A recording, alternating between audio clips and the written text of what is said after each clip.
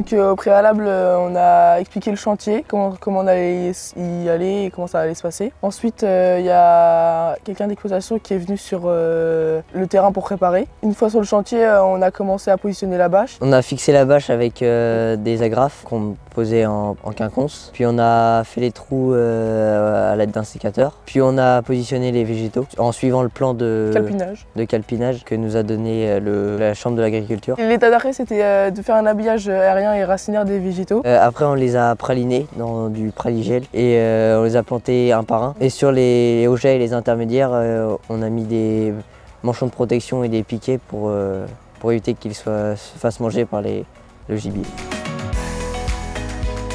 Donc le but des plantes aidées, c'est de recréer un corridor écologique. Donc ça permet de recréer un chemin pour les insectes et les oiseaux. Et ça permet aussi de retenir l'eau pour éviter l'érosion des sols, de nourrir le sol en ramenant la matière organique en haut. Et il y a de la matière organique qui est créée avec les feuilles qui tombent au sol et les branches qui vont se dégrader. Oui, on a planté sur la guinguette du Sanjam. Et on a un autre chantier là, cette semaine. Et au total, on aura planté 550 mètres d'œufs.